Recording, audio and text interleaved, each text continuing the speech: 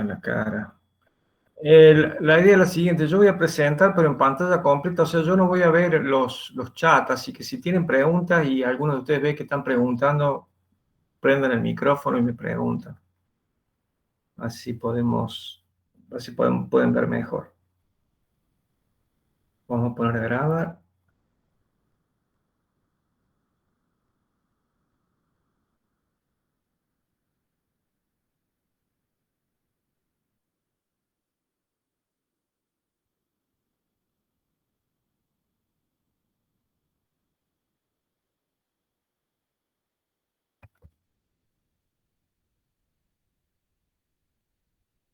Bueno, ¿me escuchan bien? Sí, profe. Y ahí estamos viendo. Sí, profe. Bueno, entonces vamos a empezar hoy con la clase. El tema de la clase es método de rigidez. En particular vamos a ver la matriz del emparrillado en cargas nodales. Y después vamos a ver qué pasa con el pórtico y con el emparrillado cuando las cargas no son nodales. Entonces, es una presentación que tiene varios temas. La primera parte tiene que ver con la obtención de la matriz de rigidez del emparrillado plano en coordenadas locales. Bueno, definir los sistemas de coordenadas globales y locales, cosas que ustedes ya conocen por el pórtico, en eso es igual. Cambia, por supuesto, los grados de libertad y alguna particularidad, pero los conceptos son los mismos. Vamos a obtener la matriz de rigidez en coordenadas locales del emparrillado plano y después vamos a obtener la expresión para una barra en dirección arbitraria. Yo no sé si hay alguien que quiere entrar. A ver, sí. Disculpen. No, bien.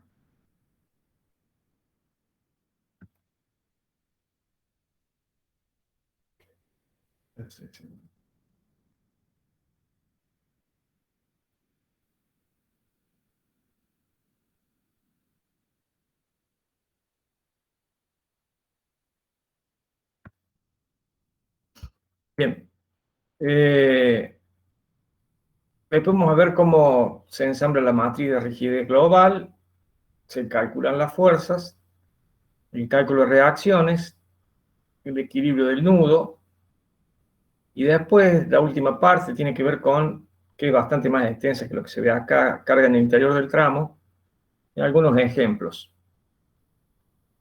Bueno, entonces lo que están viendo en la figura son tres emparrillados. El emparrillado, esos tres son ejercicios que se han tomado en parciales en particular. Lo que hay que hacer, o para identificar el emparrillado, uno tiene una estructura plana, generalmente está en el plano XY, y las cargas son paralelas al eje Z. En cuanto a la definición de la estructura, bueno, uno tiene que describir la geometría, las cargas, los desplazamientos prefijados, la geometría de la barra, y en eso es muy similar, digamos, al pórtico plano, es decir, por ejemplo, el versor T que define las coordenadas locales se define de la misma forma. Acá tienen otros ejemplos. Entonces lo que uno hace es definir los nudos y las barras. La primera estructura, por ejemplo, es una estructura a la izquierda que tiene cargas nodales solamente.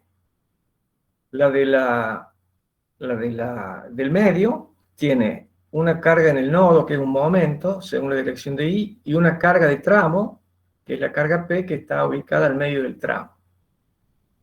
Entonces, fíjense que lo que han hecho acá, o lo que se puede hacer, es definir un nudo donde está aplicada la carga. Entonces nos aparecen tres barras, numeradas en los cuadraditos 1, 2 y 3. Y bueno, tiene 4 nudos, pero otra posibilidad es agarrar y decir, bueno, mira, en lugar de tener 3 barras, vamos a tener 2 barras, la barra 1 y la barra 2, y la barra 1 la vamos a tratar con una carga interior de tramo. Entonces, a ver qué pasa. Bueno, hay uno que está pidiendo el enlace. Entonces, la última estructura es una estructura que también está numerada con 3 nodos y 2 barras, o sea que esa carga distribuida Q se va a tratar como carga de tramo. Bueno, los sistemas coordenadas locales y globales son similares a lo que pasaba con el pórtico plano. Uno tiene un sistema, aquí está en negro, el sistema X y Z, que es el sistema global, el sistema de referencia para toda la estructura, y cada barra tiene un sistema de ejes locales. La definición es idéntica a la del pórtico plano. El eje X local, acá lo están viendo en rojo, va del nudo I al nudo J, donde el nudo I es el más chico y el J el más grande, en este caso va de 1 a 2. El eje Z local es paralelo al Z global, y el eje Y local se elige de tal modo que el producto vectorial del eje X local vectorial, producto vectorial Y local, te devuelve Z local. Esa es la forma de identificar los ejes. Fíjense que para la barra 2, la orientación que tiene el sistema local va del nudo I al nudo J, o sea, de 2 a 3, el Z local y global son paralelos, y el Y local se elige de tal modo que el producto vectorial de X local por Y local da Z local. Bueno. Lo que están viendo ahí es una barra que está, digamos, parte de, supongamos la barra esta que está acá como barra 1, entonces, supongamos esa barra y que uno la quiere referir a coordenadas globales, entonces fíjense que los desplazamientos que tenemos por nudo son el desplazamiento según la dirección Z y los giros según la dirección X y la dirección Y. Lo mismo para el nudo J. Y asociado a esos desplazamientos existen las fuerzas, que acá por supuesto se han escogido en forma positiva. Cuando ustedes resuelven un problema numéricamente, van a encontrar que las orientaciones de estos esfuerzos lo van a hacer en el sentido de satisfacer el equilibrio de la barra. Es decir, que eso es lo que va a tener que suceder. Pero es importante que se den cuenta de que estas fuerzas están orientadas, también los desplazamientos, en la dirección de los ejes globales.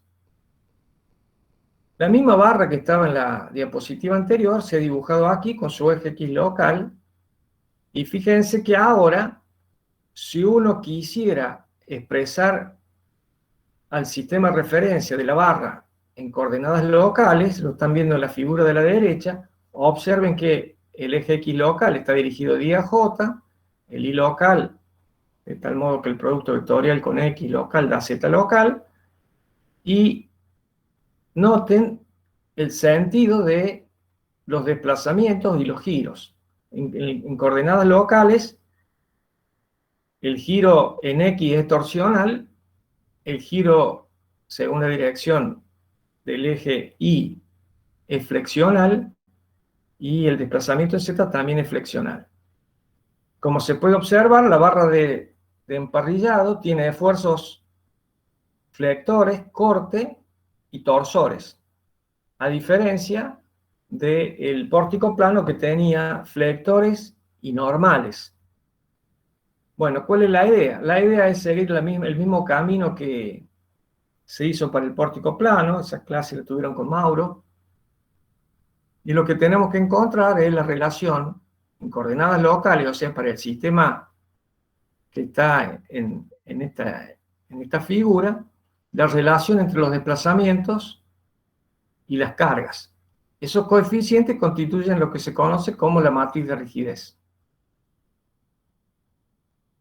Entonces, antes de empezar, vamos a mirar un poquito. Yo la idea que tengo es que simultáneamente vayan viendo un poquito de la parte práctica, o sea, que no sea una clase totalmente teórica. aunque es teórica, pero que se den cuenta de las herramientas con que cuentan. Fíjense aquí, ya vamos a ir al detalle, pero por lo pronto estas referencias que están aquí, 1 y 2, hacen referencia a la bibliografía que está al final de las diapositivas, y en realidad lo que están haciendo referencia es a una tabla del pórtico plano y a una tabla de rigidez del emparrillado plano, que ya la vamos a ver más adelante.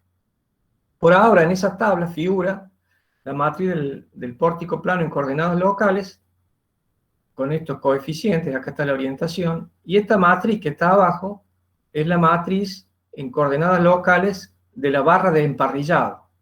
La vamos a encontrar ahora. Pero digamos que ya la tenemos, esta la van a tener y ustedes van a tener la tabla. Ahora, si se fijan los coeficientes, primero veamos un poquito la forma en que están ordenados los grados de libertad. En el pórtico plano están los desplazamientos y los giros. Y en el emparrillado están los desplazamientos y los giros. Lo que pasa es que aquí hay un solo giro y 2 desplazamientos, y en este otro hay un solo desplazamiento y 2 giros. En el caso del pórtico, los 2 desplazamientos ocurren en el plano. Entonces las matrices de rotación tienen que ver con estos desplazamientos. En el caso del emparrillado, los giros están en el plano y la matriz de rotación tiene que ver con analizar cómo se comportan los giros y los momentos. En el pórtico analizamos cómo se comportan, al rotarle los sistemas de referencia, cómo se comportan los desplazamientos y las fuerzas en el plano. Eso va a tener una gran diferencia porque la matriz de rotación, en el caso del pórtico plano, el eje que no cambia es el eje Z. Bueno, acá falta una Z. El giro en Z es el que no cambia. Entonces va a haber en la matriz de rotación un 1 asociado a esto. Y en el caso del emparrillado plano, lo que no cambia es el eje Z, o sea, el desplazamiento en Z, por lo tanto va a haber asociado un 1. Pero mientras el 1 tiene una posición acá, en la matriz de rotación del emparrillado tiene otra posición. Ahora fíjense que de la misma forma que en el pórtico plano, la fuerza axial, o sea, la fuerza normal, está desacoplada de lo flexional en coordenadas locales, en el emparrillado plano, el giro de X, que está asociado a la segunda columna, y el giro de X en J, que está asociado a la quinta columna, también están desacoplados de la parte flexional. Y la forma que tienen es la misma. Se llaman K los coeficientes de normal, K los coeficientes de torsión, pero son cosas distintas. En el caso de la torsión, K vale GJ sobre L, y en el caso del normal vale A por E sobre L. Más allá de eso, si se fijan, los términos flexionales, K1, K2, K3, tanto en el pórtico como en el emparrillado, valen lo mismo. K1 para el pórtico y el emparrillado vale lo mismo, K2 vale lo mismo y K3 vale lo mismo. Y esto es así porque la flexión está gobernada, salvo habrá alguna diferencia de signos por ahí, que ya veremos oportunamente a qué se deben, pero hay una gran semejanza en los términos, en los coeficientes de rigidez del pórtico plano y del emparrillado plano. Con esta primer semblanza vamos a encontrar la matriz, o sea, lo que sigue ahora está orientado a encontrar esta matriz que está aquí en coordenadas locales, y para eso vamos a utilizar el principio de mínima energía potencial total. Ese 3 hace referencia al tema que está colgado. Estas figuras que están viendo aquí forman parte de un teórico que está colgado en el aula virtual. Está la referencia ahí, en las notas, en la parte teórica del capítulo de rigidez, para encontrar eso. Y la idea es utilizar nuevamente el principio de mínima energía potencial total, que lo vieron con Mauro, para encontrar la matriz de rigidez. Entonces lo primero que vamos a hacer es describir unas funciones que vamos a llamar N1, N2, N3, N4, N5 y N6, que están, digamos, en su versión analítica, en función de la coordenada X que nace en el nudo Y y termina en el nudo J. La longitud de cada una de estas barras es L, Y cada función está descrita por la expresión que está abajo de la gráfica. Con eso uno puede construir estas figuras que están aquí, que tienen ciertas particularidades. Si uno mira la tabla que está abajo, se va a dar cuenta que N1 vale 1 en este extremo, 0 en el otro, y N2 al revés, vale 0 en el extremo que este vale 1, y vale 1 en el extremo que el otro vale 0. Estos grados de libertad, estas funciones de interpolación N1 y N2 se utilizan para interpolar los desplazamientos normales en el pórtico y para interpolar la torsión, los giros de torsión en el caso del emparrillado plano. Por otro lado, todas las figuras que siguen en azul, N3, N4, N5 y N6, son desplazamientos que se utilizan para describir el desplazamiento flexional de las barras, tanto del pórtico como del emparrillado. Noten que todas las funciones son positivas, salvo la sexta, que es negativa. La función... Profe, Sí. ¿puede volver a repetir eso que dijo de N1 y N2, que vinculaba este gráfico con el de... N1 y N2 se utilizan para interpolar los grados de libertad del esfuerzo axiales en el caso axiales del pórtico y torsionales, o sea, los giros en X en el caso del emparrillado. Bien. Y los N3, N4, N5 y N6 son funciones que te permiten describir el desplazamiento flexional de la barra, tanto en el pórtico como en el emparrillado. Entonces noten que, por ejemplo, cada una de estas funciones tiene una forma que la primera es como si en la barra vos tuvieras, si esto fuera una barra de pórtico, un desplazamiento en el grado de libertad I, que vale 1, y todos los demás grados de libertad son 0, es decir, que el giro es 0, que, a ver si alguien quiere entrar, disculpe.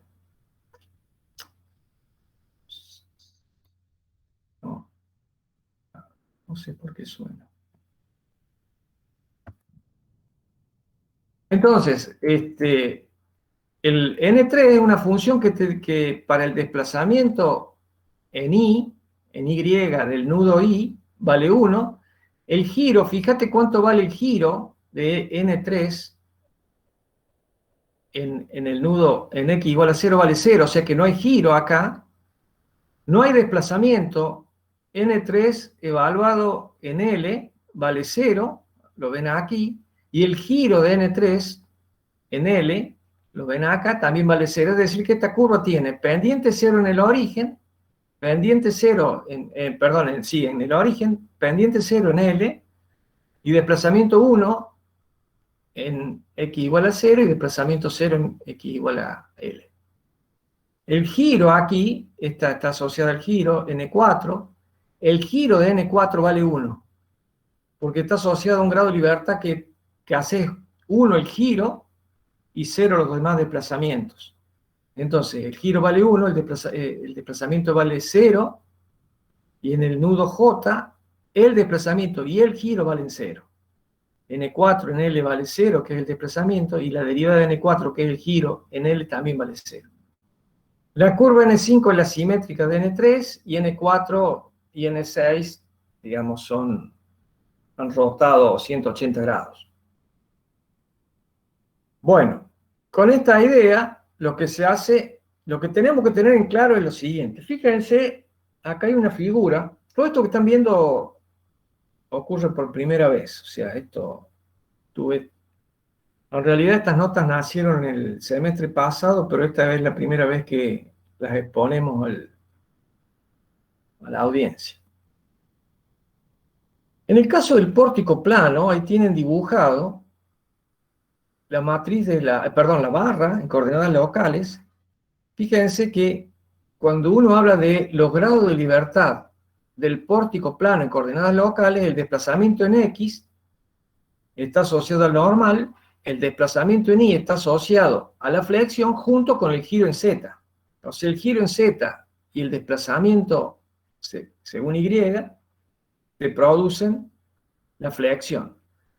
Ahora, como la estructura que estamos pensando está en el plano XY, ambas, el pórtico y el emparrillado, estamos pensando que está en el plano XY. Fíjense la diferencia de los planos de flexión del pórtico plano y el emparrillado plano. En el pórtico plano la flexión ocurre en el plano XY, pero en el emparrillado plano la flexión ocurre en el plano XZ. Y esa es una definición interesante porque hay que tener en cuenta lo siguiente. Si ustedes se fijan en el pórtico plano, ¿cuáles son los desplazamientos? ¿Cómo se eligen los desplazamientos positivos? Y vos te das cuenta que los desplazamientos son positivos si tienen la dirección de los ejes positivos. Es decir, un desplazamiento U supra I sub Y, que estoy indicando con la manito, es positivo si tiene la dirección del eje Y. El giro es positivo si tiene la dirección del eje Z, y el U sub X es positivo si tiene la dirección del eje X. Y lo mismo pasa con las cargas nodales. Esas son las convenciones positivas. ¿Qué pasa con el emparrillado? Bueno, con el emparrillado pasa lo mismo. Vos tenés que los desplazamientos son positivos y los giros son positivos si están orientados en la dirección de los ejes coordenados locales. Entonces, acá es donde ocurre lo siguiente. Fíjate qué es lo que pasa. El desplazamiento U sub X, lo que ocurre en la dirección del eje X, está descrito por esta expresión que está abajo que dice que el desplazamiento de cualquier punto a la distancia X medida desde el origen, cualquier punto, lo podés calcular si conoces cuánto se desplaza el nudo 1, cuánto se desplaza el nudo 2 y las funciones de interpolación. Entonces lo que tenés que hacer es tomar el valor de la función, evaluarla en el punto donde te interesa, y ese número te va a pesar la influencia del grado de libertad en el nudo, es decir, en este caso U sub XY. Evalúas N2 a la distancia X, y eso te va a dar el peso por el cual tenés que multiplicar el desplazamiento XJ para ver cómo influye y te determina el desplazamiento. Y esas funciones son las funciones lineales. Es decir, que lo que te está diciendo esto es que al medio, por ejemplo, la función vale 0,5 y 0,5, o sea que al medio lo que hace, multiplica el desplazamiento del nudo I latina por 0,5, el desplazamiento del nudo J por 0,5 y lo suma, y eso te da el desplazamiento en el punto del medio. O sea, pondera la influencia de los desplazamientos del extremo respecto de la posición que estás considerando. Lo mismo pasa con el desplazamiento I. Ahora, ¿qué es lo que pasa? Fíjate que cuando hay un desplazamiento U sub I positivo en el nudo I, evidentemente lo que se desplaza el eje de la barra va a ser positivo. Yo les decía acá que esta función N3, N4 y N5 son todas positivas y N6 es negativa. Ahora vos fíjate qué es lo que pasa. U sub I es positivo, cuando U sub Y supra I latina es positivo, esto se va a desplazar positivamente. N3 es positivo, o sea que esto va a andar bien, el desplazamiento va a ser positivo.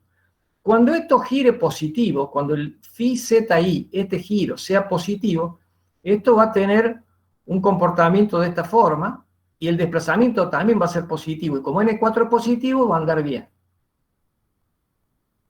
¿Qué pasa con N5? N5 multiplica el desplazamiento del nudo J. Cuando el desplazamiento U sub J sea positivo, como N5 es positivo, esto te va a dar un desplazamiento positivo. Pero ¿qué pasa si phi sub J es positivo?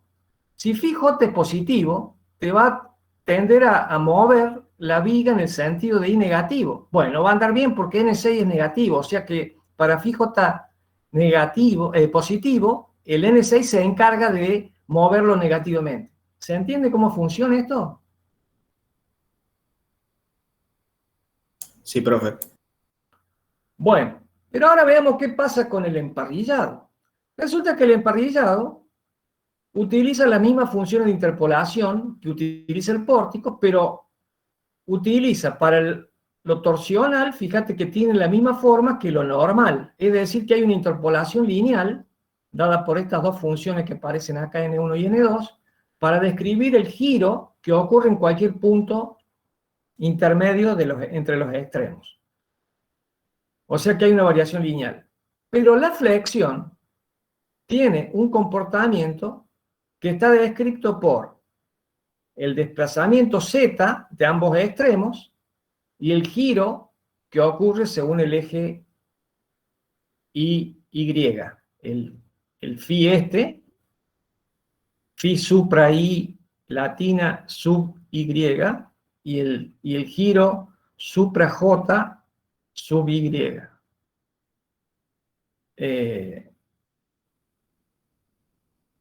¿Por qué le digo Y así? Bueno, esta ahí que está ahí. Bueno, la cuestión es que ahora veamos qué pasa. Cuando el desplazamiento U sub z de este nudo es positivo, está multiplicado por N3. Es decir, que me dice que todo se ve influenciado con esta curva. Esa es la forma en que pondera a U sub z. Está bien, cuando esto se mueve positivo, todos los puntos de la viga se mueven en el plano XZ positivo. ¿Qué pasa con el giro phi supra I latina Y? Esta I que está acá, cuando esto gire positivo, ¿para dónde se va a ir la barra? Cuando este gire positivo. La barra se va a ir para abajo. Pero N4 es positivo. Y yo quiero que sea negativo el desplazamiento. Le tengo que poner un signo menos. Es decir, este signo menos que está acá aparece como una necesidad para que las cosas funcionen. ¿Por qué? Porque cambia el plano de flexión.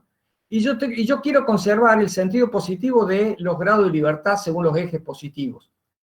Para eso tengo que adaptar la función de interpolación que utilizo. Como la función de interpolación N4, que es esta, es positiva, cuando ocurre un giro positivo, la barra se va a ir para abajo, pero si esto es positivo y N4 es positivo, no va a ir para abajo, va a ir para arriba. Bueno, salvo que le ponga un signo menos para que efectivamente vaya para abajo. Cuando U sub ZJ es positivo, está todo bien porque es esta. Y cuando UJ es positivo, la barra tiene todos los elementos, suben con esta participación. Pero ¿qué pasa cuando ocurre un giro phi sub I positivo? Cuando gira positivo, la barra sube de esta forma. Sube así. Pero N6 es negativo. Entonces le tengo que cambiar de vuelta el signo porque este es positivo, N6 es negativo, pero le cambio el signo y lo hago positivo y entonces puedo tener esta curva, digamos, girada sobre este eje para describir el comportamiento positivo. Entonces, hemos construido los desplazamientos flexionales y torsionales para el emparrillado plano, utilizando las mismas funciones de interpolación que habíamos utilizado para el pórtico plano. La novedad aquí es que hay que tener en cuenta los planos de flexión, que se entiende por coordenada positiva en ambos casos, que es similar, y adecuar las funciones de interpolación para que describan el comportamiento correctamente. Bueno, y acá hay digamos, un pequeño ejemplo. Dice, ejemplo para el pórtico plano, se conocen los desplazamientos de los extremos de la barra, el desplazamiento X vale 2 y el desplazamiento J vale menos 5, te piden determinar el desplazamiento axial en el punto ubicado 0,75L, o sea, por acá, al 75%. Entonces, ¿qué hace? Calculas cuánto vale N1, te da 0,25, calculas cuánto vale N2, te da 0,75, o sea, el desplazamiento en 0,75 vale N1, que es 25, por el desplazamiento del nudo, que vale 2, menos, ese menos viene del desplazamiento este, porque la función vale 0,75 y el desplazamiento vale menos 1,5, o sea que el punto se desplaza menos 0,625, o sea, se mueve en el sentido del eje X negativo. Un punto que está aquí se mueve para la izquierda. Bueno, dice, se observa que si los desplazamientos de extremo de barra son el U sub I distinto de 0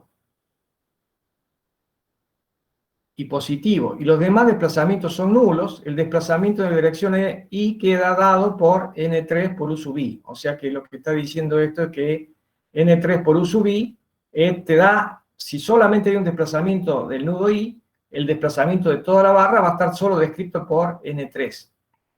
Eso es bastante lógico. Bueno, después léanlo. Esto que está aquí no tiene mucha importancia, digamos. Para el pórtico plano es similar el comportamiento, las funciones funcionan de la misma forma. Acá lo que está haciendo referencia es que hay otra forma de obtener la matriz de rigidez que está en las notas principales, que es utilizando el método de la fuerza, que nosotros no lo vamos a ver en esta oportunidad, por razones de tiempo, no podemos abarcar todo, hemos preferido con Mauro y la cátedra utilizar el principio de mínima y utilizarlo las dos veces para ser coherentes. Pero hay una forma de resolverlo. Si a ustedes les interesa, la clase que dio Raúl Rita el semestre pasado, que tienen el enlace, puso un enfoque en el método de la fuerza. Y en el apunte también está hecho un enfoque en el método de la fuerza. Son alternativas distintas. En el caso de este caso es muy interesante el enfoque que utilizamos con el principio mínima, porque si no se pierde la idea de interpolación adentro del elemento. Cuando uno calcula los giros de los extremos, pierde de vista que puede tener una aproximación de los desplazamientos que ocurren en puntos interiores de la barra utilizando las funciones de interpolación. Esa noción se pierde en el método de la fuerza porque directamente ataca o obtiene los coeficientes de rigidez sin hacer referencia al desplazamiento. Bueno,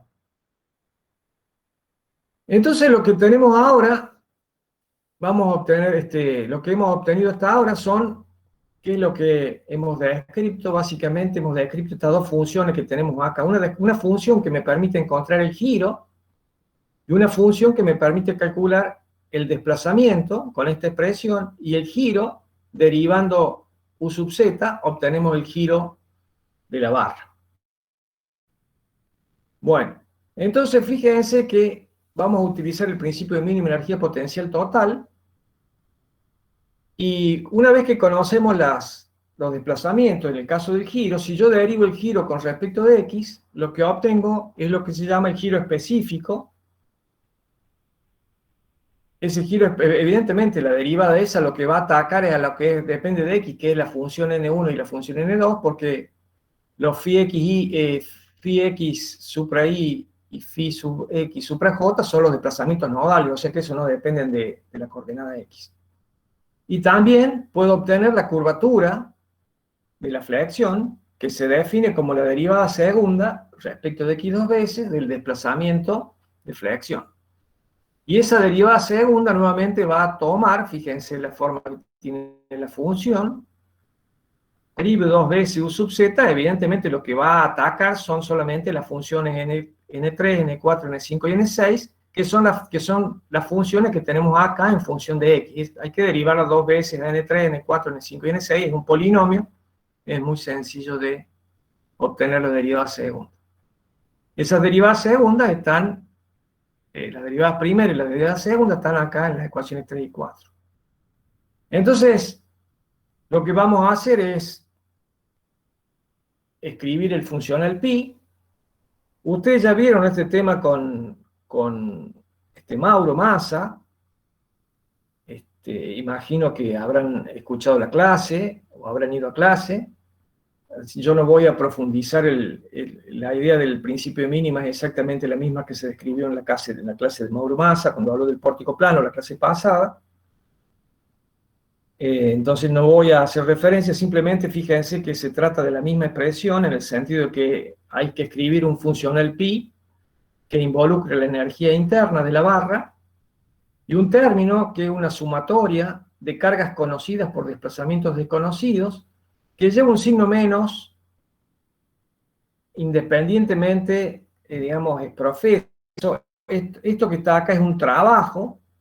Entonces se supone que ese trabajo es de las cargas nodales por los desplazamientos nodales. Y si bien las cargas y los desplazamientos tienen el mismo sentido, es decir, que ese trabajo es positivo, lleva ex profeso a propósito, un signo negativo, por definición.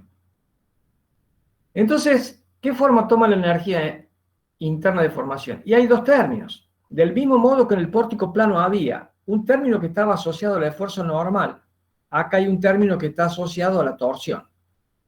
En el pórtico plano había un término que estaba asociado a la flexión y acá es exactamente el mismo término. Es la flexión, es la energía de flexión, que se escribe de la misma forma. Fíjense que cuando uno habla de energía interna de formación, esa clase la di yo, acuérdense, péganle una miradita, había un término, o sea, la energía interna se podía escribir en términos de los esfuerzos, del momento flector, el normal, el corte, el torsor, o se podía escribir en términos de la deformación específica asociada con el esfuerzo. Asociado a la torsión yo tengo el alfa, que está acá arriba, que es la deformación angular específica, y para la flexión, la curvatura, que es el giro por unidad de longitud. Entonces, o sea, el cambio de giro es la derivada del giro respecto de x. Eso es la curvatura. Entonces, lo único que tengo que hacer aquí es decir, bueno, tengo la expresión 6, es fácil de construir porque tengo el valor que tiene kappa, esta expresión que está aquí, son polinomios derivados, es una suma, y lo mismo pasa con alfa. Entonces lo que tengo que hacer ahora es invocar el principio de mínima energía que dice lo siguiente. Hacer mínimo a pi, a esta función que está aquí, a pi, hacerlo mínimo, garantizando la condición de que las funciones que describen los desplazamientos son admisibles, o sea, que son compatibles. Evidentemente las funciones que hemos definido son compatibles con los desplazamientos de apoyo. Entonces, si uno minimiza a pi, esto conduce o implica el equilibrio de la estructura. Entonces, ¿qué es lo que sucede? Resulta que este funcional pi que está aquí, este funcional pi, ¿de quién es función? Y dado que las funciones n1, n2, n3, n4, n5 y n6 son funciones fijas, para que varíe pi, la única forma que puedo hacerlo es cambiando el integrando, es decir, que cambie la función alfa y que cambie la función kappa. La función alfa y la función kappa dependen de dos cosas, digamos, de los desplazamientos nodales y de las funciones de forma derivadas.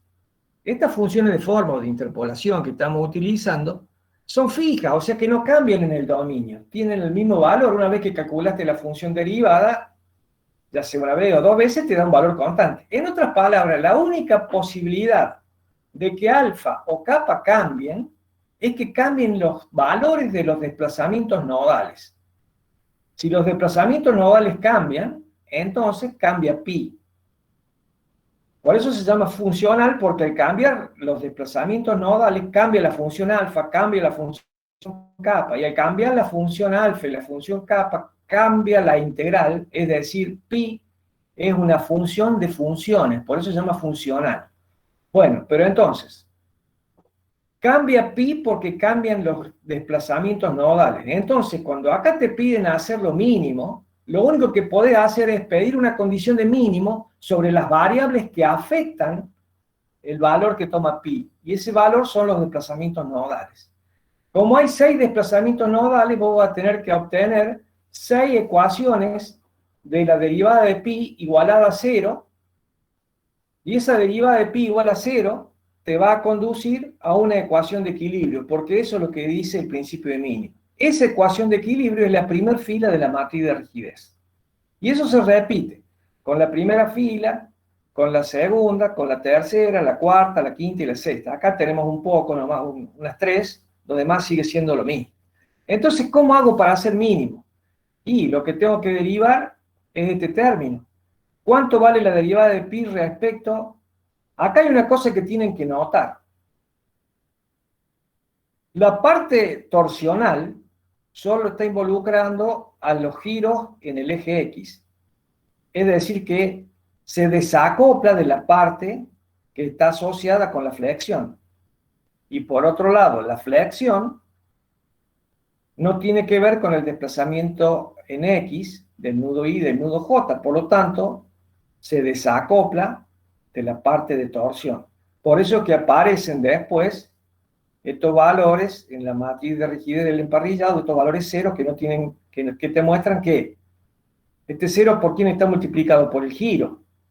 Pero entonces el giro, fíjate que no afecta al desplazamiento en Z, que es flexional, y tampoco afecta al giro en Y, que también es flexional. Y del mismo modo, el giro Y no afecta a la torsión, y el desplazamiento IZ tampoco afecta a la torsión. O sea, tan desacoplado. Ese desacoplamiento proviene del hecho de que las funciones que están asociadas con la torsión y las funciones que están asociadas con la flexión dependen de grado de libertad que son separados, no se mezclan, digamos. No aparece phi sub x supra y en el término de la flexión. Y eso va a hacer que cuando yo derive respecto a phi x y, entonces toda esta parte flexional que no tiene phi x y va a desaparecer y va a quedar solamente un término que está asociado a la torsión. ¿Cuánto vale la derivada de esta primera integrando? Es 2 veces, hay que derivar alfa es la única función con respecto a x y, es 2 veces, con el 2 se va, g por jp por alfa, por la derivada de alfa respecto a phi x y, que es la derivada de n1 respecto de x. Acá lo ven. La primera derivada respecto a un subset es un medio, después veanlo.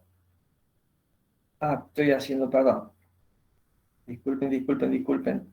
La primera fila tiene que ver con el desplazamiento subzeta. O sea, la primera fila tiene que ver no con el giro, sino con un subzeta. Por eso está derivando respecto de un subzeta.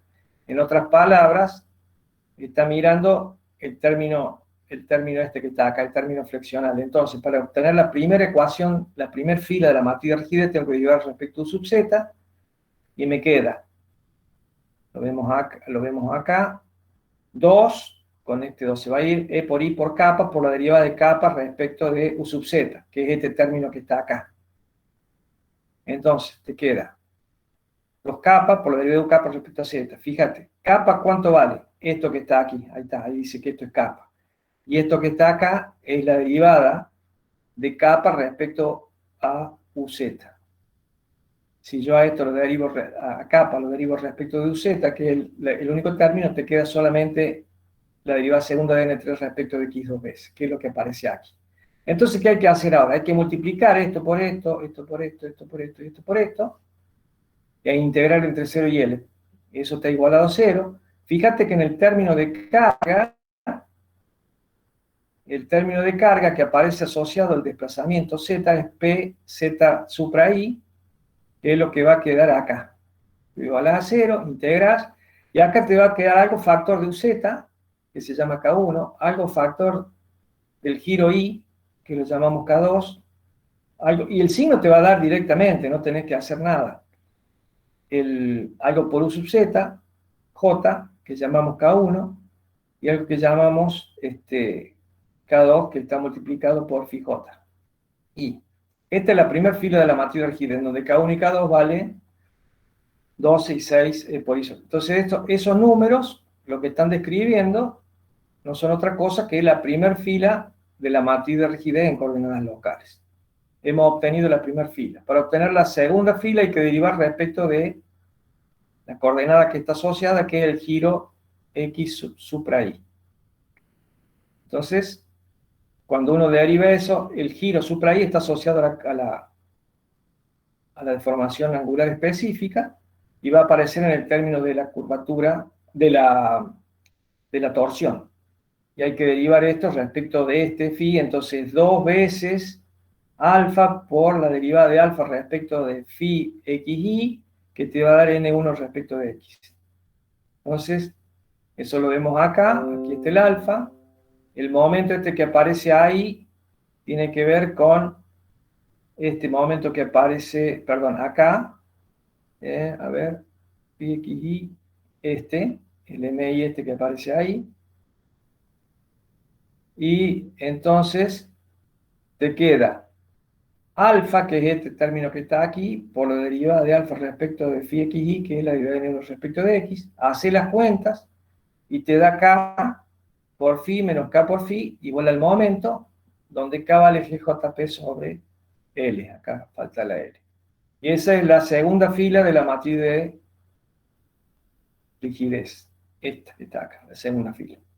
La tercera fila, el que deriva respecto al giro I, y ese término ya es flexional nuevamente, entonces aparece esto que está aquí, es repetitivo, hacen la cuenta y le da la tercera fila de la matriz de rigidez. Y eso es todo, digamos, lo que involucra la obtención de la matriz. Entonces lo que tenemos ahora es esta matriz que acá la estamos reproduciendo, que es la matriz en coordenadas locales. Esa matriz tiene propiedades que la están viendo ahí, es una matriz simétrica, si observan los coeficientes a ambos lados de la diagonal son los mismos. ¿Sí? Se observa que está desacoplada, es decir, que los desplazamientos torsionales, giros, no producen esfuerzos asociados con la deformación de flexión y viceversa, o sea, la flexión no produce torsión. Los desplazamientos asociados con la flexión no producen esfuerzos torsionales. Este comportamiento solo se verifica cuando la relación carga-desplazamiento, o sea, cuando la matriz de rigidez se describe en coordenadas locales y se conoce como desacoplamiento entre la flexión y el esfuerzo torsional. Su origen se hace evidente si se revisa la forma de la energía de deformación producida por la torsión y la correspondiente flexión. Bueno, ya hemos visto que los grados de libertad están disociados y por eso se produce al derivar esta separación que se traduce en el desacoplamiento. Las filas y columnas no son linealmente independientes. La primera y la cuarta son opuestas. La primera fila y la cuarta es una cambia de signo de la otra. Lo mismo ocurre con la segunda y la quinta. La segunda y la quinta también son una cambio del signo de la otra. Y la sexta es la cuarta multiplicada por L menos la tercera. O sea que la matriz presenta una singularidad de orden 3, que está asociada físicamente con la posibilidad de presentar desplazamiento de cuerpo rígido.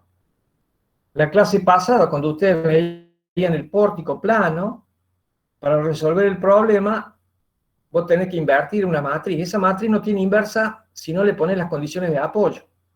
Las condiciones de apoyo lo que están asegurando es que la estructura no se mueva. Están diciendo que los desplazamientos en 3 puntos, al menos, en 3 grados de libertad, tienen que garantizar el equilibrio de la estructura. Y si eso no ocurre, cuando quieras encontrar los desplazamientos, para lo cual tenés que invertir la matriz de rigidez, no lo va a poder hacer porque te va a dar singular. Acuérdense que la inversa lleva en las cuentas el cálculo del determinante, y una matriz que es singular te da determinante 0, o sea que 1 sobre 0 te va a dar indeterminado, y no lo va a poder resolver. Por eso, lo que está diciendo esto es que la matriz de rigidez, de hecho, lo que hace es que te permite representar desplazamiento de cuerpo rígido. Cuando la estructura es hipostática y está mal apoyada, se puede desplazar como cuerpo rígido. Bueno, eso lo permite la matriz de rigidez. Eso tiene su pro y su contra, digamos. Cuando veamos dinámica, vamos a ver que las matrices de rigidez que son singulares te dan origen a desplazamiento de cuerpo rígido, y la estructura no vibra en esos modos. Pero eso será motivo de una discusión más adelante. Y se observa que no se ha incluido la deformación de corte, o sea, no hay energía asociada al corte. Si yo hubiera puesto acá la energía asociada al corte, de algún modo podría incluir esa participación, pero no se ha hecho. Bueno, ¿cómo estamos de hora? 20. Bueno, estamos bien. Entonces, ¿cómo sigue la historia? Esto es parecido a lo del pórtico plano. ¿Dónde estamos ahora? Lo que hemos hecho hasta ahora es encontrar esta matriz. Pero esta matriz, en coordenadas locales, me sirve para describir esta situación. Pero yo lo que necesito es describir esta situación. Es decir, el caso general en que la barra no está orientada según el eje X local, según el eje X, sino que la barra tiene una orientación arbitraria respecto de las estructuras. Las barras, esta está en el eje Y, esta está inclinada. Entonces yo necesito una expresión que me permita ver la relación entre los desplazamientos que ocurren en los nodos y la fuerza de extremo de barra, pero escrita en términos de que las componentes de la fuerza y los desplazamientos lo estén en el sistema global de referencia. ¿Por qué? Porque eso lo que me va a permitir es ensamblar una barra con la otra, porque si yo no tengo que la barra 1 me está describiendo el desplazamiento del nudo 2 de la misma forma que me lo está describiendo la barra 2, es decir, en coordenadas globales, voy a tener un problema. No voy a poder ensamblar las matrices de rigidez, porque la compatibilidad me exige que el desplazamiento del nudo 2 de la barra 2 sea equivalente o compatible, o esté hablando del mismo desplazamiento y de las mismas fuerzas que el desplazamiento del nudo 2 como perteneciente a la barra 1. ¿Por qué? Porque van a compartir la carga, y esa carga va a estar en coordenadas globales.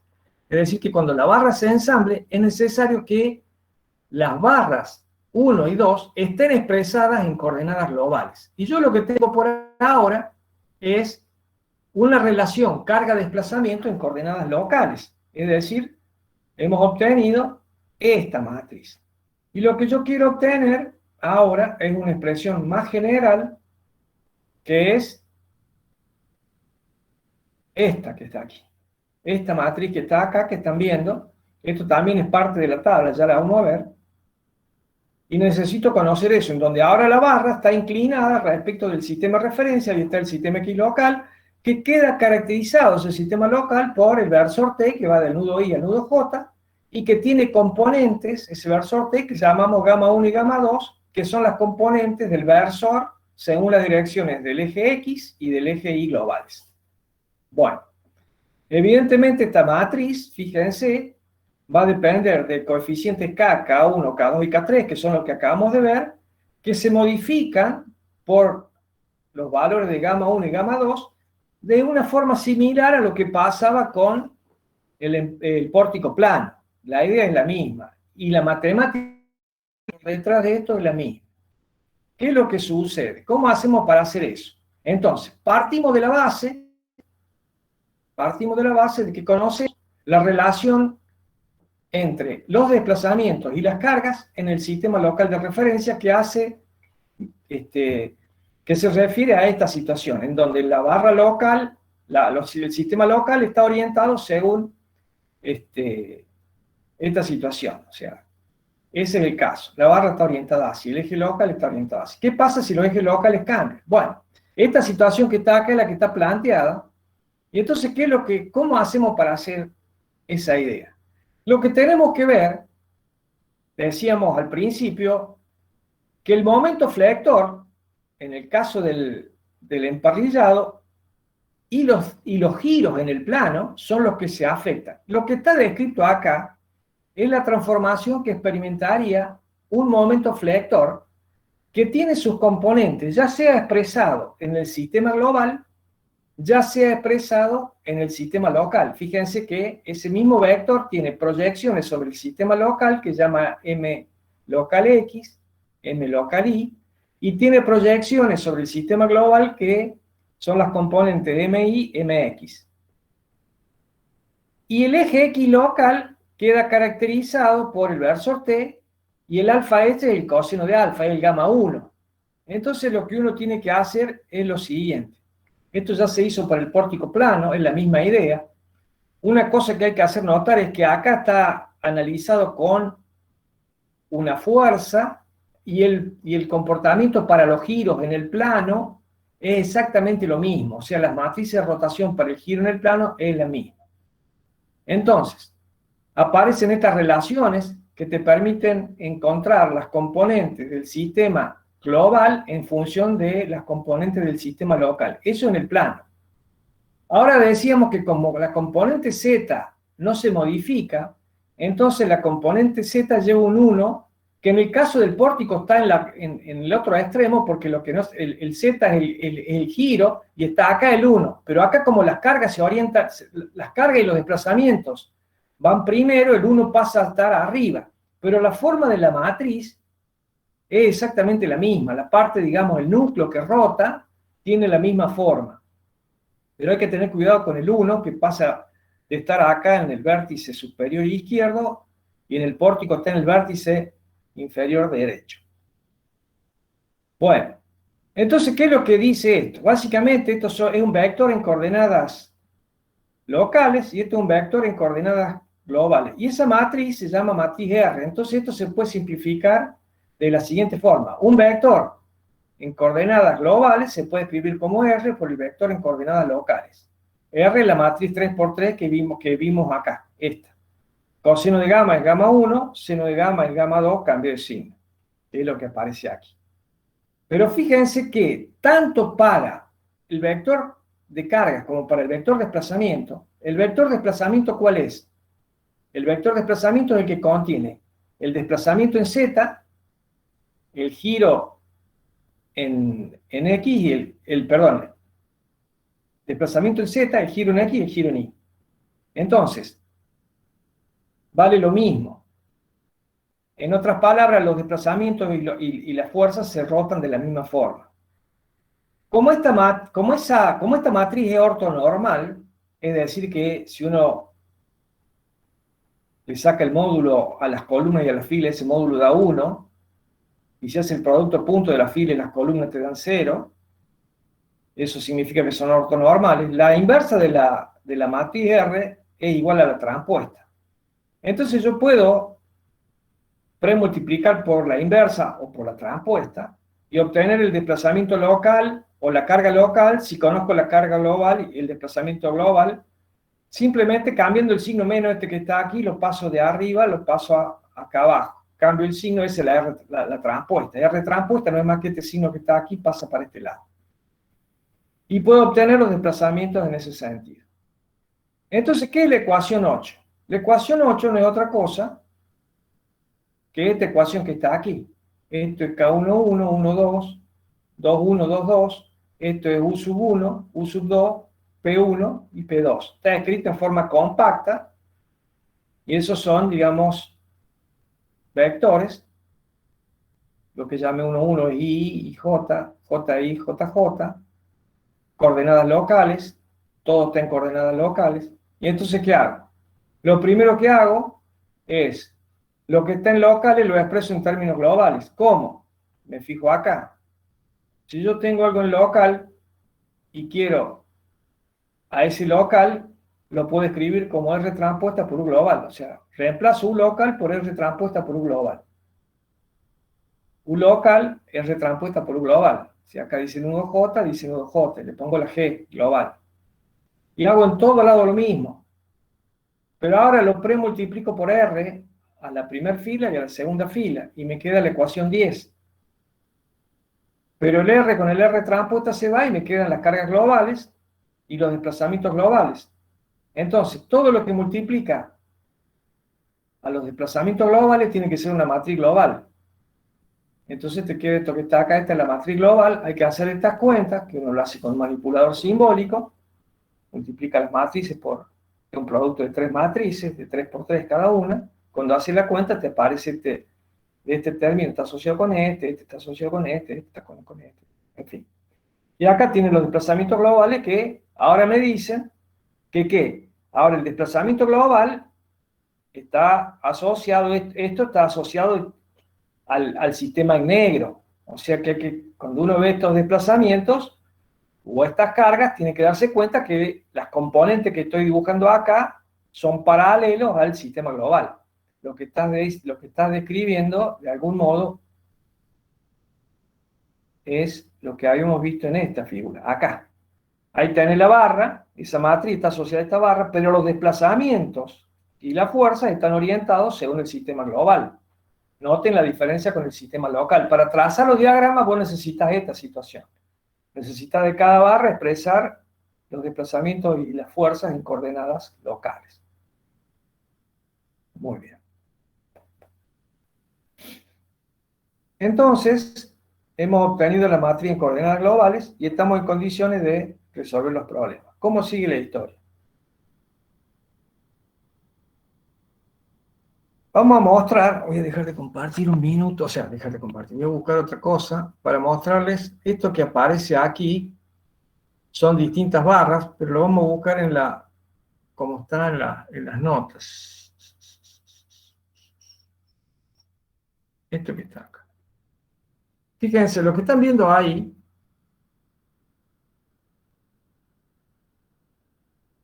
a ver si lo puedo agrandar sin que se vaya así. Lo que están viendo ahí es una tabla, que es la tabla de la matriz de emparrillado plano. Esta tabla, por supuesto, ustedes la pueden tener. Si fuera presencial, podrían tenerla, y como no es presencial, también pueden tenerla. ¿Quién lo va a controlar? De hecho, ¿quién se va a acordar de esto? Si ustedes me preguntan a mí, yo puedo obtenerla, pero no puedo acordarme qué son cada uno de los términos. Sería loco eso. Pero acá tienen, digamos, lo que hay que saber es cómo se usa. Esta matriz que está arriba es la matriz general. Cuando la barra se orienta según el sistema global, o sea que la barra está orientada de esta forma, la matriz que está arriba se convierte en esta que está abajo, en la matriz que encontramos primero. Pero hay un caso particular de la orientación de la, o sea, viéndolo, está puesto acá primero esta, porque esta es la general, y las que están abajo son una particularización de la orientación de estas barras según algún eje de referencia. Entonces, fíjense, ¿qué pasa si la barra está orientada según el eje Y, de esta forma, el eje local? Entonces, si está de esta forma, la matriz ahora general se convierte en esta. ¿Esto qué significa? Que yo, si tengo que ensamblar la matriz de rigidez de una barra que está así, voy a usar esta, porque esta es como que es la versión global cuando está orientada así. Cuando la barra está orientada de esta forma, esta que está acá es la forma que toma la global para este caso particular. Si la barra está orientada de esta forma, toma esta forma, y si está orientada de esta forma, toma esta forma. Y lo que tienen acá abajo, fíjense, es la matriz de rotación R, pero escrita en términos de un vector B genérico. ¿Por qué? Porque este vector B puede ser carga o puede ser desplazamiento. Si son desplazamiento, va a ser el desplazamiento en Z, el giro en X y el giro en Y, y si son carga, va a ser PZ, momento en X, momento en Y. Esto para pasar de locales a globales y esto para pasar de globales a locales. Fíjense que lo único que hay es una diferencia en el signo menos que cambia de un lado para el otro. Eso es todo. Bueno, esta tabla, por supuesto, ustedes la tienen colgada en el aula virtual. Está referida ahí en las notas y entonces la pueden ver.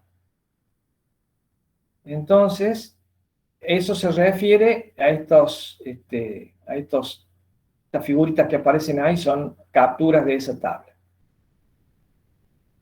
Lo que sigue es ya, digamos, la particularización y la solución de los problemas ya asociados con el emparrillado plano en sí mismo.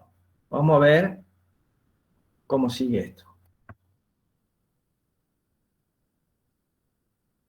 Yo, para armar la matriz de la estructura, lo que tengo que hacer es agarrar la matriz de cada barra y escribirla en coordenadas globales.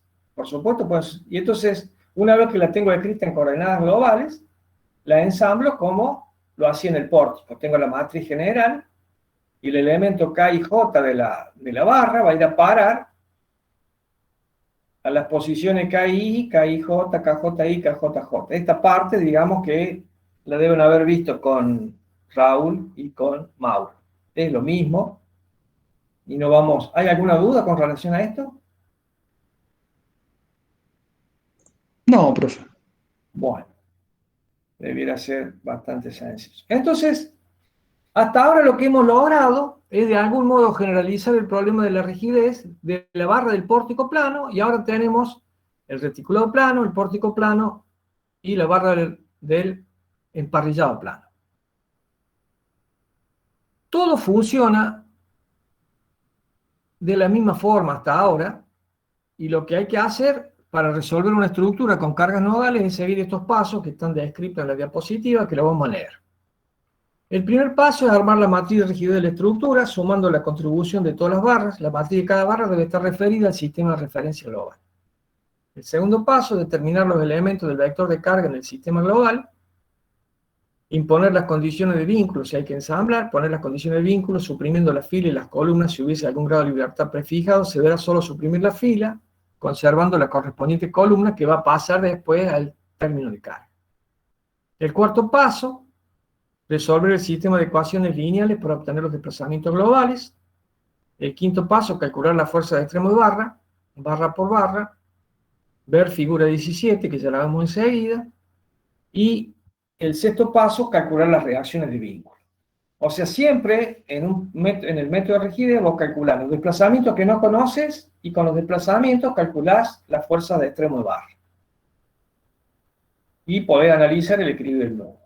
Bueno, este esquema, ¿qué es lo que dice? ¿Cómo se calculan las fuerzas de extremo de barra? Esto es exactamente lo mismo que en el pórtico. Cuando vos resolviste el problema, cuando vos resolviste las ecuaciones o sea, hiciste el paso este que está acá, llegaste al cuarto paso, obtuviste los desplazamientos globales, es decir, esto que está acá como un G. Y vos lo que querés calcular son las fuerzas locales, porque las fuerzas locales, acórdate, las fuerzas locales son... Son las que nos dan los diagramas de esfuerzo. Claro, las que te permiten trazar el torsor y la flexión. O sea que vos necesitas conocer las fuerzas locales, si no, está frito. Pero vos lo que has obtenido hasta ahora son los desplazamientos globales, que es lo que te da la solución del sistema. Entonces acá hay dos caminos que vos podés seguir. Vos podés tomar la matriz de la barra global, multiplicar por los desplazamientos globales y lo que va a obtener son las fuerzas en coordenadas globales. Entonces, esas fuerzas en coordenadas globales las tenés que llevar a locales. ¿Cómo? Entonces, te vas para acá, volvemos, y te fijas en el vector, que dice, si tengo fuerzas globales, para calcular las fuerzas locales, las tengo que multiplicar por R transpuesta. Tengo la matriz R, hago la multiplicación y entonces transformo los desplazamientos, las fuerzas que son globales, en locales. La otra cosa que puedo hacer es lo siguiente. Al desplazamiento global, lo convierto en desplazamiento local. Uso la matriz local de la barra y ya directamente obtengo las fuerzas locales. Ahí para pasar de P global a P local sería por R transpuesta, ¿verdad? Claro. Ah, Sí, esta R está acá. Esta es una diapositiva que armó Raúl en su momento, Raúl Rita. Yo lo dejé así, pero en realidad esta parte que está acá había que omitirla, porque en realidad la búsqueda tuya es pasar de desplazamientos globales y convertirlos en fuerzas locales. O sea, vos tenés que hacer este camino, el camino 1, que es desplazamiento global, matriz de la barra en coordenadas globales, global por global te da global, y transformas las fuerzas de extremo de barra de un nudo primero y después del otro, y obtener las fuerzas locales de un nudo y del otro. O podés directamente transformar los desplazamientos globales de un nudo y del otro en locales, usar la matriz local, o sea, la matriz que acabamos de ver en coordenadas X, y eso te da las fuerzas en locales. Las dos te van a conducir al mismo sistema. O sea, si ustedes tienen tiempo y ganas, pueden comprobar que cualquier camino los va a conducir al resultado correcto. ¿Cuál es el que conviene? Generalmente conviene el 2. Porque la matriz local es una matriz que tiene más ceros, etcétera, etcétera. Todo depende de los datos que tengas y de la complejidad del problema, pero en general te conviene mucho más utilizar este sistema. Bueno. ¿Y cómo hacemos para calcular los apoyos? Las reacciones de apoyo. Hay dos posibilidades. Estamos hablando del problema con cargas nodales solamente. Todavía no entramos al carga del tramo. No entramos a carga del tramo. O sea, lo que estamos resolviendo, si volvemos para arriba, como para ver un poquito el esquema, cuando veíamos acá, estamos resolviendo este tipo de estructura. No este tipo de estructura. Todavía no hemos entrado a esta parte. Estamos en esta. Bueno. Estamos por acá. Entonces, se analiza el equilibrio del nudo de interés. A tal fin se deben pasar las fuerzas extremas. A ver, para.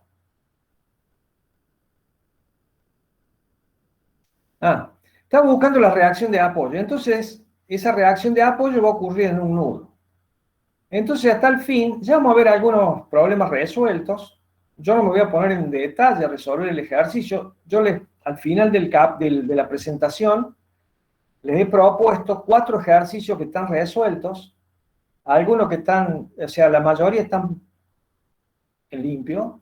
El último lo he puesto, aunque está hecho a mano por mí, porque me interesa que vean, son todos ejercicios la mayoría son ejercicios de parciales, digamos que son de alto interés para ustedes, y me va a permitir a mí ahí poner énfasis y decirles, miren que le vamos a preguntar esto, o sea, me interesa que sepan esto. O sea, ¿por qué les digo esto? Porque me interesa que lo sepan, no me interesa aplazarlos. Entonces les estoy mostrando en ese conjunto de ejercicios que les presento en esta presentación, en ese ejercicio está contenido todas las posibilidades conceptuales de lo que se le puede preguntar, para que no se sorprendan.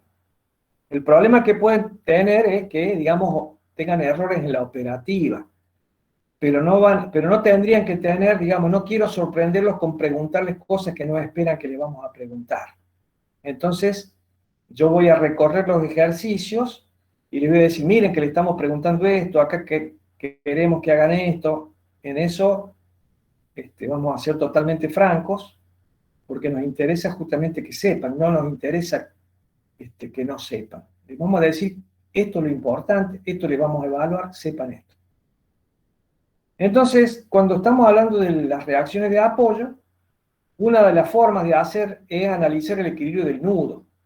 Entonces, el equilibrio del nudo se analiza pasando las fuerzas de extremo de barra, cambiar de signo al nudo, y el equilibrio del nudo se satisface sumando las fuerzas y momentos. Es un punto el nudo, o sea que el nudo tiene sumatoria de fuerzas, en este caso según la dirección Z, y sumatoria de momentos según los dos ejes X e Y.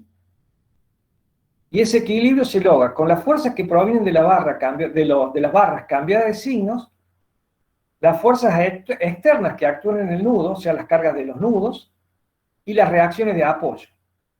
Del análisis del equilibrio surgen las reacciones de apoyo. Si vos no conocés la reacción de apoyo, la sumás en la ecuación de equilibrio y la despejás de la ecuación de equilibrio. Esa es la forma que se calcula. La otra forma, que nosotros no, o sea, lo que nosotros usamos es la alternativa 1. La alternativa 2 no la usamos porque nosotros no, a los fines del cálculo a mano, como estamos haciendo nosotros, la alternativa 2 habría que implementarla en la compu, y bueno, no es el objetivo del curso, simplemente es que hagan algunas cuentas.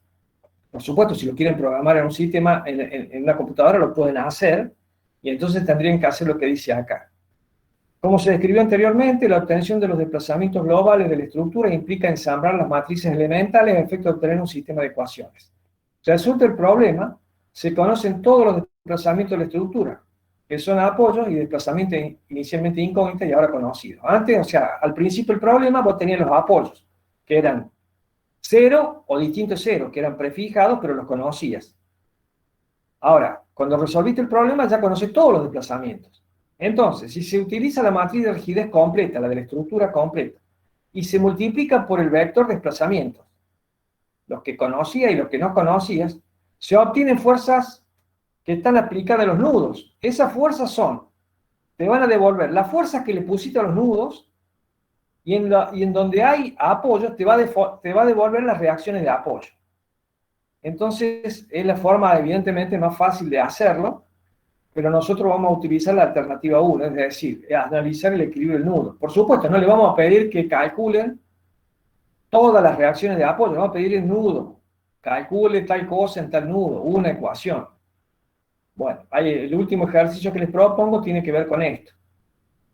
Bien. Profe, ahora, ¿puedo hacerle una pregunta con respecto a eso? ¿Sí? Yo en el TP4, por ejemplo, no sé si está bien cómo lo pensé, pero por ejemplo nos pedía saber las fuerzas, o sea, calcular los diagramas en las barras, eran 3 barras de un reticulado.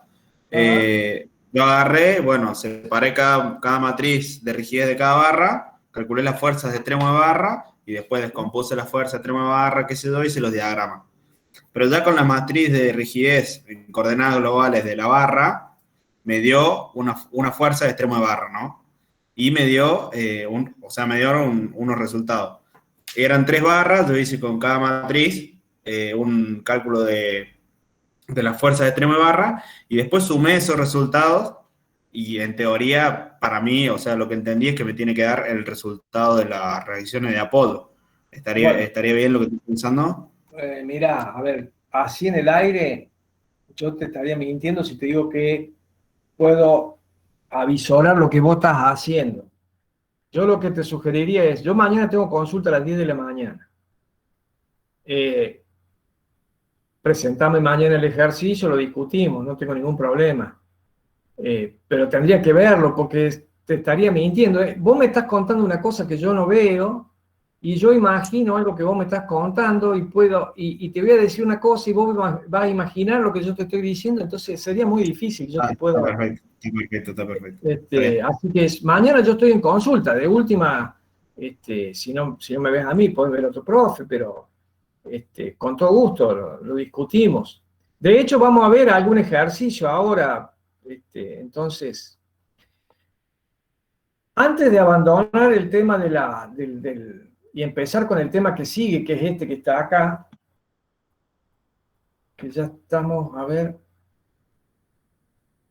no, faltan 15 minutos para el recreo.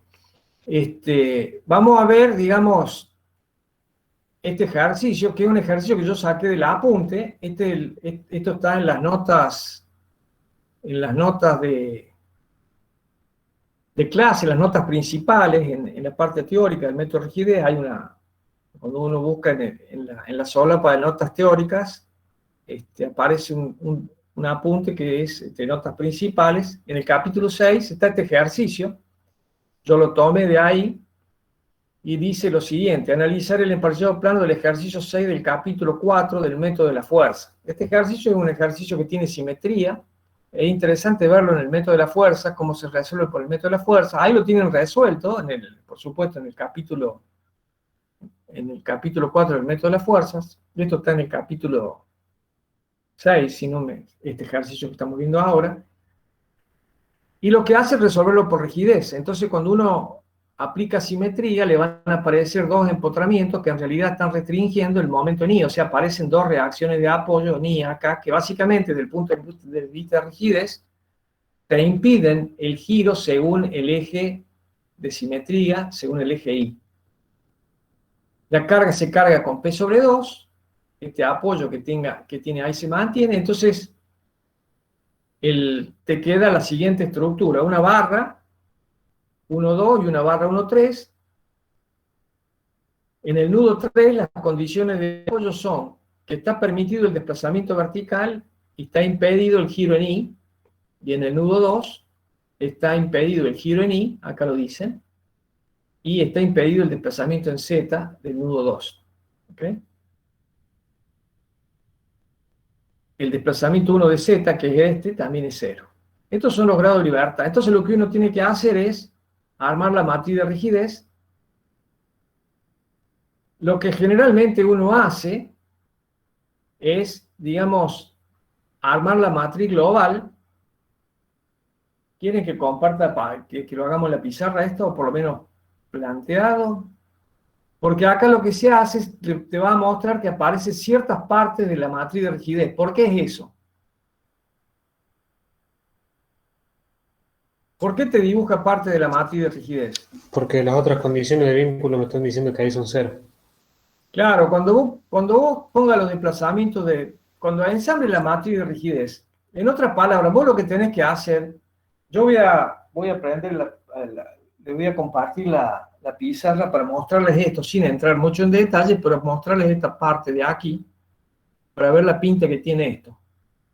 Entonces, para que puedan entender por qué algunos lo entienden, otros no, por qué están pintadas algunas matrices de esta forma y el sistema que queda aquí abajo. Entonces, lo que hace este ejercicio te muestra cómo ensamblar la matriz de rigidez y calcular los desplazamientos, pero no calcula la fuerza de extremo de barra. Si ustedes calcularan la fuerza de extremo de barra siguiendo este esquema que está aquí, lo que podrían obtener son los diagramas de momento flector y torsor que aparecen en el ejercicio del método de la fuerza. O sea, es un desafío interesante para que puedan comprobar la solución de este problema. Yo voy a dejar de compartir ahora la pantalla. Primero voy a copiar el ejercicio para mostrarles este aspecto aquí de... Denme un minuto.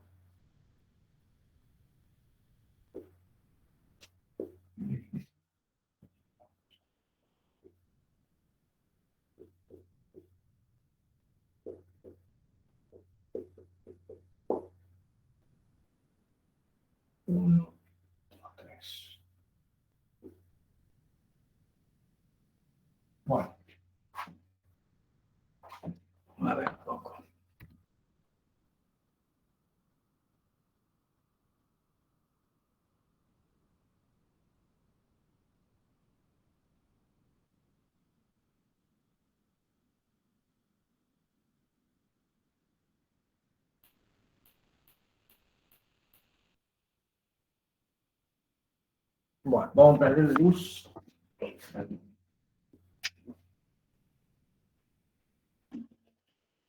Bueno, el ejercicio que tienen es este. Es el eje Y, el eje X está por acá. Así. X y Z. Y entonces lo que ustedes tienen que hacer es decir, bueno, yo voy a armar la matriz de rigidez de esto. O sea, mi objetivo es calcular los desplazamientos. Entonces lo primero que dicen, se fijan en los nudos. ¿Qué incógnita tengo en el nudo 2? Acá lo único que tengo es el giro de X del nudo 2. Esa es la única incógnita que tengo, porque el desplazamiento en Y del nudo 2 es 0 y el giro en Y del nudo 2 es 0. O sea que la única incógnita que tengo es esta. Tengo una incógnita. En este nudo 3, ¿qué incógnitas tengo? Y tengo el giro en X del nudo 3, porque esto gira así, y tengo el desplazamiento de 3 en la dirección del eje Y. Y en este nudo, ¿qué incógnitas tengo? Tengo el desplazamiento, el giro en X y el giro en Y. Esto es del nudo 1. Entonces yo ahora armo la matriz de rigidez global. Antes que nada, esto es lo que tienen que hacer en el parcial. En el parcial lo primero que tienen que hacer, en general si tienen que armar, ya vamos a ver qué les piden, pero para resolver un ejercicio de esto, lo primero que tenés que hacer es mirar la cosa globalmente, no ponerte como un tontín a hacer números, porque copiar la tabla cualquiera la copia, o sea que lo que hay que hacer es ser inteligente, porque acá acordate que lo grave de esto es el tiempo. Lo que nosotros hacemos para... Ustedes van a querer copiar, nosotros lo sabemos eso. Si fuéramos nosotros estudiantes también quisiéramos copiar, o sea, no lo estamos condenando por eso. Cada uno, digamos... Pero ¿cuál es el punto? Si ustedes pierden el tiempo, ese es nuestro recurso. Nuestro recurso es darle un tiempo suficiente, tampoco lo queremos matar, pero razonable. El punto es que si no conoces la cosa y si te enredas, no importa que tengas mucho tiempo, te vas a equivocar. Entonces, la evaluación funciona. Funciona porque lo que uno trata de hacer es que resuelvan el problema en un determinado tiempo. Y por eso es crucial que ustedes entiendan esto. Entonces voy a armar el sistema y voy a decir, ¿cuántos nudos tengo? Tengo 3 nudos. Entonces la matriz en general va a tener esta forma. Esta forma va a tener. Y como tiene 3 nudos, los nudos van a ser siempre 1, 2 y 3, 1, 2 y 3. Entonces la otra cosa que hace es empezar a decir, bueno, ¿cuáles son los grados, los versores de esto? Y bueno, hay un versor que va acá y otro versor que va acá. Estos son los versores. Esta, no sé cuál es la barra 1. Bueno, supongamos que esta es la barra 1 y que esta es la barra 2. Podría ser al revés, no importa. Entonces esto sería T1, el versor T1, y esto sería el versor T2. Profe, ¿Sí? en el nudo 3, ¿no debería ser el phi sub i, el que no conocemos? No entiendo bien si el vínculo está restringiendo el giro en X. A ver, pará. Acordate que la estructura esta originalmente... Está bien tu pregunta, vos preguntas, no te hagas problema. Originalmente la estructura es así. Y tiene una carga P puesta acá. Entonces, si yo te pregunto, ¿esa estructura es simétrica o antisimétrica? Simétrica. Simétrica, y el eje de simetría pasa por ahí, o sea, el eje Z y pasa por ahí. Entonces voy a analizar la simetría y decir, bueno, si un punto acá se mueve así, y rota así, que son los ejes positivos, del otro lado, que es simétrica, se mueve simétricamente. O sea que este giro es el giro que nosotros hemos llamado X. El giro en X es activo, o sea que este giro existe acá. El giro en X, como apunta, si yo tengo una ruedita girando acá, el espejo me va a mostrar una ruedita girando igual. Entonces, el giro puede existir en el eje X. Sí. Entonces, el giro en X es una incógnita. El desplazamiento en Z, también, cuando este se mueve para arriba, este se va a mover para arriba. O sea que el desplazamiento en Y, en Z, ahí está. Z, disculpen, es el único desplazamiento que hay. El desplazamiento en Z va a existir. Y el giro el giro en El Y, X se cancela. este va a ser así y este va a ser así. Entonces, o sea, este gira para acá y este gira para allá, que tiene un sentido, o sea, el giro en Y de este lado es para este lado y el giro en Y para el otro es para el otro. O sea, que esto que está acá, por eso estos simbolitos son una porquería. Porque vos Claro, lo que tenés que comprender es qué es lo que restringe. Lo que está restringiendo esto lo que está diciendo es que el giro en Y es 0. Este es lo mismo. El giro en Y es igual a 0. Entonces, el desplazamiento es 0, el giro en Y es 0 y lo único que te queda es el giro en X. quedó claro, profe. Sí, sí, sí, quedó claro. Bueno, entonces ahora acá tengo el desplazamiento en Z del nudo 1, el giro en X del nudo 1 y el giro en Y del nudo 1. Esos son los 3 grados de libertad que tengo. Del nudo 2 lo mismo, pongo un Z, giro X, giro Y del nudo 2 y un Z, giro X, giro Y del nudo 3. Entonces ahora me tengo que fijar en qué me quedó. En el nudo 1 tengo el giro en X y el giro en Y. O sea que tengo estos dos que son incógnitas. O sea que yo voy a necesitar el desplazamiento Z es 0. Entonces, como eso es 0, yo esta fila que está acá no me va a hacer falta porque conozco el desplazamiento, por lo tanto, y ese desplazamiento es 0, entonces me va a cancelar no solo la primera fila. ¿Por qué cancelo la fila? Porque conozco el desplazamiento, no necesito la ecuación. La fila es una ecuación, no la necesito porque conozco esa ecuación. ¿Y por qué elimino la columna? Porque el desplazamiento S es 0. Al multiplicar la columna en las otras filas, la va a cancelar también. Si no fuera 0, lo tengo que pasar para el otro lado de esa columna. Entonces, con eso elimine esto. ¿Qué pasa con el nudo 2? En el nudo 2 decíamos que la única incógnita que tengo es el giro en X. O sea que yo generalmente lo que hago es le pongo una flecha acá, giro en X, que está el 2 al medio, para ver qué es lo que conservo. Acá tendría que poner dos flechitas acá y dos flechitas ahí. Y pongo para ubicarme donde estoy. Entonces, eso hace que el giro en X, que es 0, el giro en X de incógnita, los otros dos desplazamientos son 0, o sea que este es 0 y este es 0, entonces esos se van a ir. ¿Y qué pasa con el desplazamiento? Las columnas también. Con las columnas. Se van a ir las columnas, estas que están acá, se van a ir.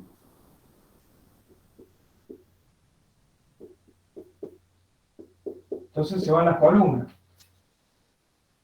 Y del nudo 3, lo que me queda son dos componentes, el giro 3X y el desplazamiento en Z. Estos que están acá arriba. Y el desplazamiento 3 es 0, el de abajo es 0. Entonces se va a esta, la última fila, y la última de acá. Entonces la matriz de rigidez te queda de 6 por 6, porque son 1, 2, 5 por 5, ¿no te queda? a ver, son 1, 2, 3, 4, 5. 5. Porque acá me quedan 2, claro, me quedan 2 acá, 3, 4, 5. 5 por 5. Que esos 5 por 5 son estos números que aparecen acá en blanco. Entonces, cuando vos analizás la matriz de la barra que va del nudo 1 a 2, de la barra 1, vos qué números necesitas de la barra. Y vos vas a necesitar solamente de la barra esa está ubicada acá. A ver, ¿dónde va? Hasta acá. Eso que está acá, esto, esa es la primera barra. Y vos solamente necesitas estos números que han quedado en blanco, los otros no los necesitas calcular. ¿Qué es lo que pasa? Que hayan dejado las columnas, porque después cuando aparecen estos desplazamientos van a multiplicar para calcular la fuerza estos dos, entonces dejan la columna también armada de la matriz de rigidez, pero lo que necesitan para ensamblar el sistema son estos elementos. Entonces ustedes van a ver ahí que el resultado que aparece en el apunte tiene que ver con el sistema de ecuaciones que tiene que ver con estas submatrices que aparecen ahí. Eso es lo primero que tienen que hacer. Le pegamos una miradita a eso y vamos a hacer un paréntesis. Y ya estamos en hora. Entonces vamos a presentar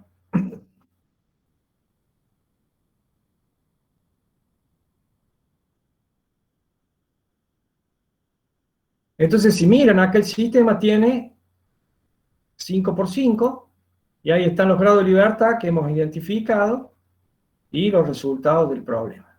Pero han dejado las columnas, insisto, ¿por qué han dejado estas columnas? Porque cuando calcules la fuerza, vas a necesitar la columna completa. Pero para armar la matriz de rigidez solamente necesita lo que hemos marcado nosotros en la pizarra. Bueno, vamos a hacer un recreo hasta las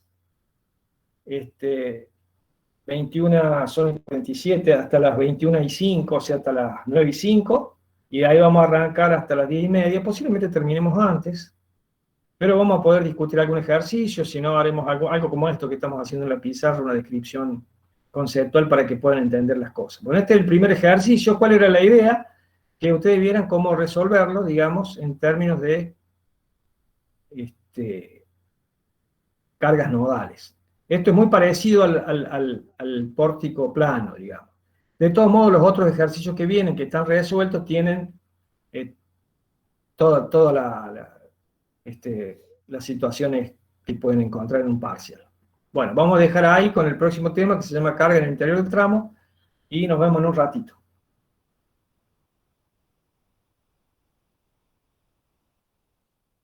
Vamos a parar la grabación.